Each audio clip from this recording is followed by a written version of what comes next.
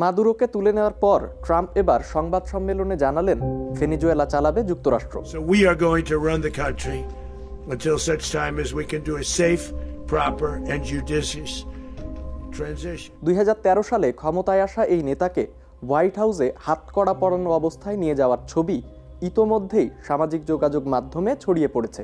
কিন্তু প্রশ্ন হলো, মাদুরোর সাথে ট্রাম্পের বিরোধের শুরুটা হয়েছিল কিভাবে? ঠিক কী কারণে মাদুরোকে স্পেশাল অপারেশন চালিয়ে এভাবে আটক করা হলো? সেই সঙ্গে ভেনেজুয়েলার রাজনীতিতে বামপন্থী মাদুরোর উত্থান হয়েছিল কিভাবে, জানবো আজকের স্টার এক্সপ্লেন্সে। বেশ কয়েক মাস ধরেই যুক্তরাষ্ট্র ও ভেনেজুয়েলার মধ্যে উত্তেজনা ছিল চরমে। যুক্তরাষ্ট্রের দাবি, ভেনেজুয়েলার প্রেসিডেন্ট নিকোলাস মাদুরো অবৈধভাবে নির্বাচিত হয়েছেন। তবে ট্রাম্প নিকোলাস মাদুরোর উপর ক্ষিপ্ত ছিলেন মূলত দুটি কারণে। এর মধ্যে প্রথমটি ছিল যুক্তরাষ্ট্রে ভেনেজুয়েলার অবৈধ অভিবাসী। ট্রাম্প সরাসরি বলেছে, মাদুরো তার কারাগার ও মানসিক হাসপাতাল খালি করে বন্দীদের যুক্তরাষ্ট্রে পাঠাচ্ছেন। দ্বিতীয় অভিযোগ হলো, মাদুরো যুক্তরাষ্ট্রে মাদক পাচার করছে। তবে মাদক বিরোধী বিশেষজ্ঞরা বলছেন, বৈশ্বিক মাদক পাচারে ভেনেজুয়েলার ভূমিকা তুলনামূলকভাবে কম। দেশটি মূলত একটি ট্রানজিট পয়েন্ট, যার মাধ্যমে অন্যত্র উৎপাদিত মাদক চোরাচালান হয়। ভেনেজুয়েলার প্রতিবেশী দেশ কলম্বিয়া বিশ্বের বৃহত্তম কোকেন উৎপাদক। সেই কোকেনের বেশিরভাগই যুক্তরাষ্ট্রে পৌঁছায়, তবে ভেনেজুয়েলার মাধ্যমে নয়। অন্যদিকে ভেনেজুয়েলার দাবি, প্রেসিডেন্ট মাদুরোকে ক্ষমতা থেকে সরিয়ে দেশটির তেল সম্পদ নিয়ন্ত্রণে নিতে চায় যুক্তরাষ্ট্র। বলে রাখা দরকার, ভেনেজুয়েলায় বিশ্বের বৃহত্তম প্রমাণিত অপরিশোধিত তেল মজুদ রয়েছে এবং তেল খাতের আয় সরকারি বাজেটের অর্ধেকেরও বেশি। বর্তমানে দেশটিতে প্রায় 9 লাখ ব্যারেল তেল রপ্তানি করে এবং সবচেয়ে বড় ক্রেতা হলো চীন। গত জানুয়ারিতে ট্রাম্প দ্বিতীয় মেয়াদে ক্ষমতায় আসার পর থেকে মাদুরো সরকারের ওপর চাপ বাড়তে থাকে। সেপ্টেম্বরে যুক্তরাষ্ট্রের সেনারা দক্ষিণ আমেরিকা থেকে যুক্তরাষ্ট্রে মাদক বহনের অভিযোগে অভিযুক্ত নৌযানগুলোকে আক্রমণ করতে শুরু করে। এরপর থেকে ক্যারিবিয়ান ও প্রশান্ত মহাসাগরে যুক্তরাষ্ট্র 30টির বেশি হামলা করেছে, যেখানে 110 জনের বেশি নিহত হয়েছেন। সে সময় ট্রাম্প প্রশাসনের দাবি ছিল, যুক্তরাষ্ট্র একটি অআন্তর্জাতিক সশস্ত্র সংঘাতে জড়িত। মাদক পাচারকারীরা যুক্তরাষ্ট্রের বিরুদ্ধে অনিয়মিত যুদ্ধ চালাচ্ছে। দুই দেশের মাঝের উত্তেজনা আরও বাড়লে গত আগস্ট মাসে মাদুরোকে ধরিয়ে দিতে $50 মিলিয়ন পুরস্কার ঘোষণা করে যুক্তরাষ্ট্র।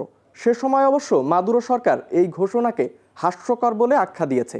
যুক্তরাষ্ট্রের অভিযান কিভাবে পরিচালিত হয়েছে সে বিষয়ে বিস্তারিত তথ্য পাওয়া যায়নি। তবে ভেনেজুয়েলা সরকার নিশ্চিত করেছে, দেশটির রাজধানী কারাকাস এবং মিরান্ডা, লাগুইরা ও আগাউয়া রাজ্যে মামলা হয়েছে।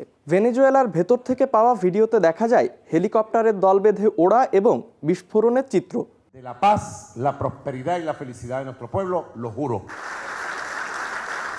ভেনেজুয়েলার রাজধানী কারাকাসে জন্ম নেওয়া নিকোলাস মাদুরো এক সময় ছিলেন বাস চালক ও শ্রমিক নেতা।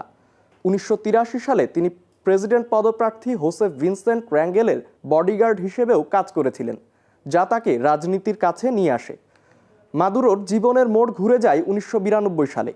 এক ব্যর্থ অভ্যুত্থানের পর কারাগারে ছিলেন হুগো চ্যাভেজ। মাদুরো তার মুক্তির জন্য রাজপথে আন্দোলন গড়ে তোলেন।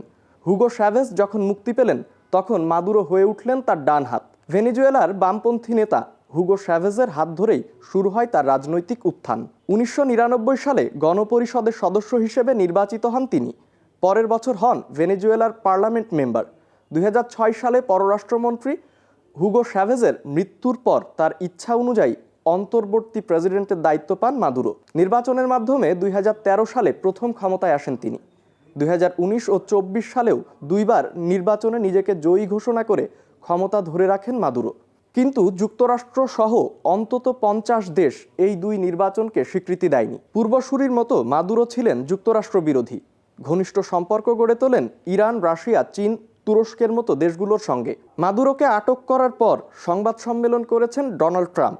সেখানে তিনি বলেন, শিগগিরই মার্কিন তেল কোম্পানিগুলো ভেনেজুয়েলায় যাবে এবং আমেরিকার জন্য অর্থ উপার্জন শুরু করবে। ডোনাল্ড ট্রাম্পের এই সিদ্ধান্তের পর আন্তর্জাতিক রাজনীতিতে কি পরিবর্তন হয় তা দেখার অপেক্ষায় পুরো বিশ্ব।